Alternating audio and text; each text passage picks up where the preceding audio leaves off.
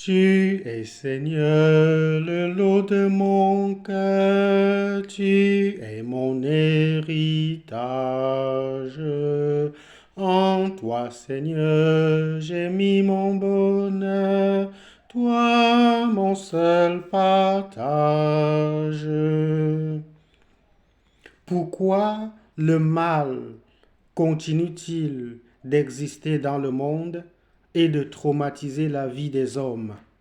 Pourquoi Dieu ne détruit-il pas le mal une fois pour toutes pour sauver ses enfants, pour donner à ses enfants d'avoir la paix et la tranquillité?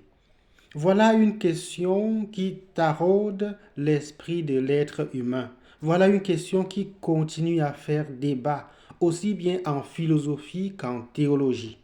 La question du mal dans le monde. Dans l'Ancien Testament, le croyant abordait déjà cette question et les personnages comme Job, comme le serviteur souffrant du livre d'Isaïe, ou l'expérience des prophètes comme Jérémie par exemple, nous montrent que le mal existe dans le monde et que ce mal touche l'être humain, touche le croyant, touche même le juste et l'innocent. Mais dans l'Ancien Testament, la sagesse de l'Ancien Testament, au lieu de poser la question à Dieu, au lieu de chercher de façon interminable pourquoi Dieu laisse-t-il le mal prospérer, la sagesse de l'Ancien Testament était parvenue à la conclusion que Dieu, notre Dieu, est infiniment patient. Notre Dieu est infiniment bon et infiniment miséricordieux. Il laisse le temps même aux pécheurs de se convertir. Il agit en son temps.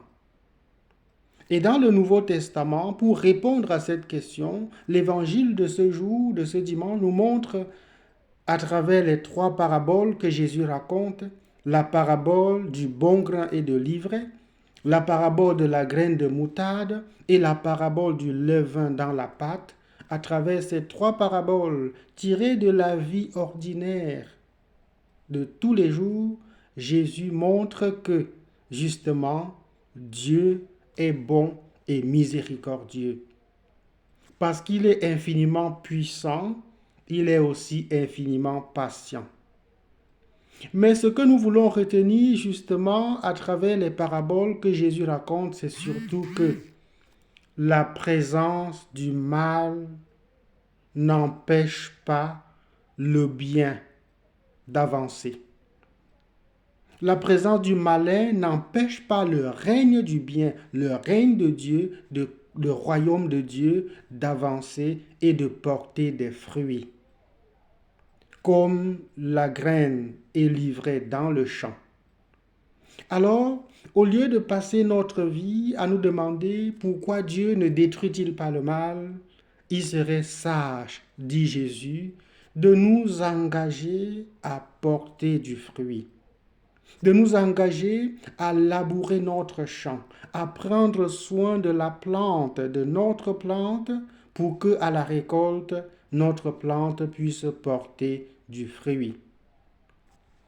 Le bon grain et l'ivraie grandissent ensemble. Laissez-les grandir ensemble, dit le maître. Et à la récolte, on fera le tri. La présence de l'ivraie, par ailleurs appelé par Jésus l'ennemi, n'empêche pas à la bonne plante de grandir et de porter des bons fruits. Si nous sommes croyants, si nous sommes chrétiens, si nous sommes fondés en Dieu, il y aura le mal. Nous rencontrerons l'adversité et les difficultés. Mais avec les yeux fixés sur le Christ, nous porterons des fruits par-delà tous les coups que le mal et le malin peuvent nous faire subir. Alors, gardons courage. Le règne de Dieu commence à se construire en ce monde dès maintenant, comme la petite graine qui grandit, comme un peu de pâte, un peu de levain qui fait lever la pâte, comme une graine de moutarde, la plus petite de toutes les graines qui, jetée en terre, grandit et devient un grand arbre. Cela se réalise par la confiance, la foi et la confiance en Dieu, l'effort incessant de pouvoir cheminer, œuvrer pour le bien et l'espérance. Car si nous avons confiance en Dieu, si nous travaillons avec foi, Dieu fera porter les fruits. Et en son temps, il fera le jugement, il fera le tri. La grande miséricorde de Dieu ne signifie pas qu'il n'y aura pas de jugement. Il viendra le jour de la récolte. Alors ce jour-là, le mal sera détruit.